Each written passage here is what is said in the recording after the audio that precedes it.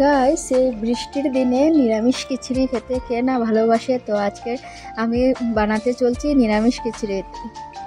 Hello guys, welcome to dream channel. তো আপনারা সবাই কীরকম আছেন? আশা করছি ভালোই আছেন, কেননা এতদিন এত গরম পড়েছিল, বাবারে বাবা এত গরম। আর আমাদের ঘরে তো খুব বেশি গরম ছিল। আর কাল থেকে একটু বৃষ্টি পড়ছে। তো আপনাদের এখানে কি বৃষ্টি পড়ছে কিনা অবশ্যই কমেন্ট করে জানাবেন। আর এইদিকে দেখুন গাইস কীরকম বৃষ্টি, আপনাদেরকে আমি বাইরের ভিউটা দেখাচ্ছি। কি হচ্ছে হাই বলো, হাই বলো, হাই, হ্যালো বলো, হ্যালো। ভালো আছেন বলো, ভালো আছেন, ভালো আছেন। আমি আপনাদেরকে বৃষ্টিটা দেখাচ্ছি, চলুন আমি আপনাদেরকে আমার জানালা দিয়ে যে বৃষ্টিটা দেখা যাচ্ছে এটা প্রথম দেখাচ্ছি, তারপরে আমি চাদর উপরে নিয়ে আপনাদেরকে দেখাবো। তো চলুন, এই যে দেখুন আমাদের জানালা ওই দিকটাতে কীরকম বৃষ্টি। এই যে দেখুন গাইস, ও বৃষ্টি হচ্ছে, দেখুন এতটা বৃষ্টি। এদিকে আমাদের পাশে আসা যাওয়া হচ্ছে এত বৃষ্টির মধ্যে। আমাদের বড় মেয়েটাকে স্কুলে দিতেও অনেকটা প্রবলেম হয়েছে, সকালবেলার থেকে বৃষ্টি। তো আপনারা আমার ভিডিওটা কোথায় থেকে দেখছেন, তো আপনাদের এখানে কি বৃষ্টি হচ্ছে এটাও আমাকে কমেন্ট করে জানাবেন। আর কবে কালকের থেকে বৃষ্টি হচ্ছে না আজ থেকে বৃষ্টি হচ্ছে এটাও কমেন্ট করে জানাবেন। তো চলুন এবার দেখুন গাইস এত বৃষ্টি। তো আপনাদেরকে আমি ছাদের উপরটা দেখাচ্ছি যে কীরকম বৃষ্টি হচ্ছে। আর এই বৃষ্টির মৌসুমের মধ্যে আমার ঘরে তো হাজব্যান্ডও চলে গেছে, তো আমার বড় মেয়েটাও স্কুলে চলে গেছে। তো ভাবছিলাম যদি ওরা থাকতো তাহলে একটু আজকে কোনো ভালো একটা রেসিপি বানাতে পারতাম, কিন্তু এত বৃষ্টির মধ্যে ওরা তো কাজে কর্মে যেতেই হবে। আর এই মেয়েটাকে নিয়ে, এই ছোট্ট মেয়েটাকে নিয়ে আমি কিচ্ছু কাজ করতে পারছি না। যাবে তুমি উপরে যাবে, যাবে, চলো।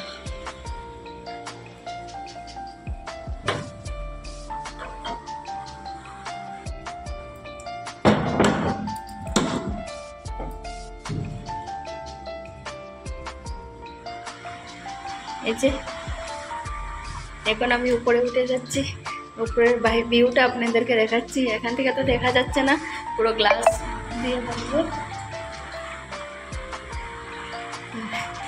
এবার আমি উপরে উঠে যাচ্ছি। পাপা দাঁড়াও, হ্যাঁ দাঁড়াও, হ্যাঁ এখানে দাঁড়াও পাপা।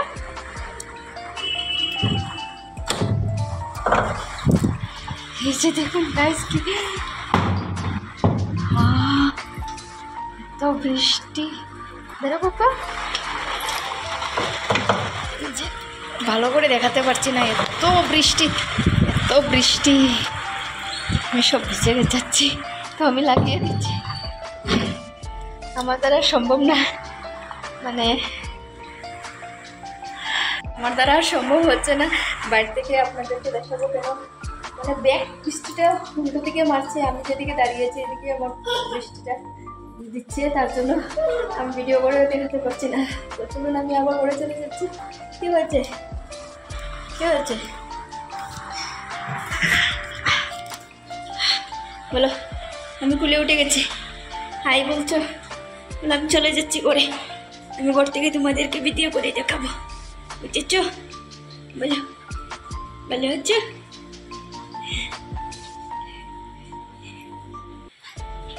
এখন আমি নিচে নেমে যাচ্ছি, আমার দ্বারা আর সম্ভব না যে ভিডিও করবো বাইরে থেকে।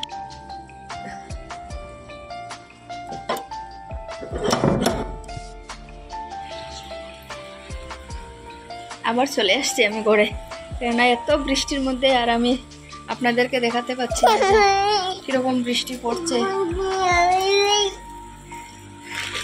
আর আপনাদের আজকের এই ঠান্ডা মৌসুমে রেসিপিটা কি অবশ্যই কমেন্ট করে জানাবেন যে আজকে কি বানিয়েছেন। তো আজকে তো আজকে আমি খিচুড়ি বানাবো। তো এখন আমি রান্নাতে চলে যাচ্ছি, দেখা হবে নেক্সটে। আর তো আমি আজকে খিচুড়ি বানানোর জন্য এখন রান্না করে চলে যাচ্ছি। আর ওকে আগে আগে ঘুম পাড়াতে হবে। এই যে এই যে এই যে দুষ্টু বুড়ি ওকে ঘুম পাড়িয়ে আমি রান্নাতে চলে যাব। তো দেখা হচ্ছে 1 ঘন্টা পরে। এটা ফিরে আসলাম আমি 1 ঘন্টা পরে। ওকে আমি ঘুম পাড়িয়েছি। চলুন ওকে দেখাচ্ছি আপনাদেরকে। এই যে দেখুন গাইস ঘুমিয়ে রয়েছে। আর এদিকে দেখুন আমি তো শোকটাকে একদম উল্টিয়ে রেখে দিয়েছি, কেন বৃষ্টি আসলে যতই জানালা লাগানো থাকুক আমার ঘর মানে বক্স পালংটা ভিজে যায়, এর কি আর একটু সমস্যা। রান্না করতে চলে যাচ্ছি, কারণ আমার হাজব্যান্ড আসার সময় হয়ে গেছে। তো যদি রান্না না পায় বোকা দেবে। তো চলুন আমি কি রান্না করছি আপনাদেরকে বলেই দিলাম যে আজকে আমি খিচুড়ি বানাবো। তো আমার ভিডিওটা পুরো দেখতে থাকুন, সঙ্গে থাকুন আমার। আর আমি এখন খিচুড়ি বসাচ্ছি। প্রথমে একটা কড়াই বসিয়ে দিলাম। কড়াইটা একটু গরম হলেই দিয়ে দিলাম আমি 1 কৌটা মানে মুগ ডাল। তো মুগ ডালটাকে আমি একটু হালকা ভেজে নিয়ে ভাজবো। একটু ব্রাউন কালার হলেই আমি মুগ ডালটাকে মানে উঠাবো। তো আপনারা যদি চান যে একটু তার মধ্যে ঘি দিতে, তাও ঘি দিতে পারবেন।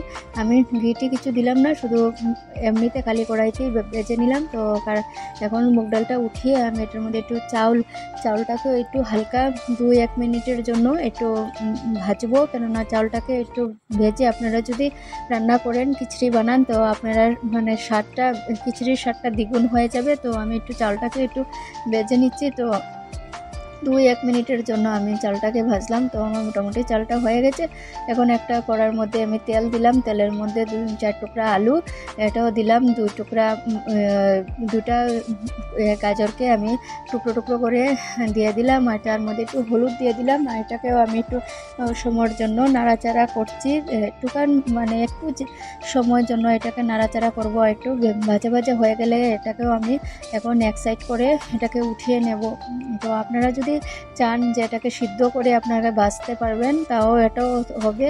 তো আমি আর সিদ্ধ করিনি, কেননা খিচুড়ির সঙ্গে একসঙ্গে সিদ্ধ হয়ে যাবে। এখানে আমি ফোড়নটা দিয়ে দিলাম সরষের তেল, দিয়ে দিলাম একটা শুকনো মরিচ, একটা দিয়ে দিলাম তেজপাতা, তার মধ্যে গুঁটো জিরা, এলাচি আর দারচিনি দিয়ে দিলাম। তার মধ্যে দিয়ে দিলাম 1 টুকরো মানে একটা টমেটোকে 4 টুকরো করে দিয়ে দিলাম। এটা অপশনাল, আপনারা যদি চান যে এটা না দেওয়ার জন্য, যে চুপা মানে খেতে ভালোবাসে না টক খেতে, ওরা নাও দিতে পারে। তো আমি দিয়ে দিলাম তার মধ্যে আদা, একটু জিরের গুঁড়ো, একটু হলুদের গুঁড়ো। এটাকে দিয়ে সবগুলোকে একদম একটু কষা কষা বানিয়ে নিলাম, শুকনো একদম করে নিলাম। তার মধ্যে দিয়ে দিলাম আমি ওই যে ভিজিয়ে রেখেছিলাম ডাল আর চাউলটাকে আমি একটু সময়ের জন্য ধুয়ে, আমি না ধুয়ে এটাকে বাছছিলাম, কিন্তু এটাকে পরে ধুয়ে জলটা জড়িয়ে দেবেন। তো এটার মধ্যে আপনি মানে সবগুলাকে একসঙ্গে মিক্সড করে নিয়ে দেবেন। দেখুন গাইস আমি কীরকম করে নাড়াচাড়া দিচ্ছি। তো মোটামুটি দেখুন একটা মানে পোলাও টাইপ একটা খিচুড়ি হয়ে গেছে। তো এটার মধ্যে আমি কিছু মানে সময় একটু নাড়াচাড়া করে তার মধ্যে দিয়ে দেব আমি যতটুকু মানে চাউল আর ডাল দিয়েছি, তার মানে আমি 1 কৌটো চাউল আর 1 কৌটো ডাল দিয়েছি। তো আমি এটা দুটো মিলে আমার 2 কৌটো হয়েছে। তো এটা থেকে ডাবল দিয়ে দেবেন আপনারা জল। তো আমি 2 কৌটো মানে জিনিস দিয়েছি, চাউল আর ডাল। তো আমি 4 কৌটো জল দিয়েছি, মানে কাপ দিয়ে 4 কাপ জল দিয়েছি। আর এখানে দিয়ে দিলাম কাঁচা লঙ্কা, দিয়ে দিলাম কাজু বাদাম, আর দিয়ে দিলাম ওই যে আলু আর গাজর ভেজে রেখেছি, এটাও আমি দিয়ে দিলাম। তো এটা কিছু সময়ের জন্য আমি ঢাকনা দিয়ে মোটামুটি ঢেকে রেখে দেব প্রায় 15-20 মিনিটের জন্য। তো ঢাকনা খুলে দেখুন গাইস মোটামুটি একটা হয়ে আসছে।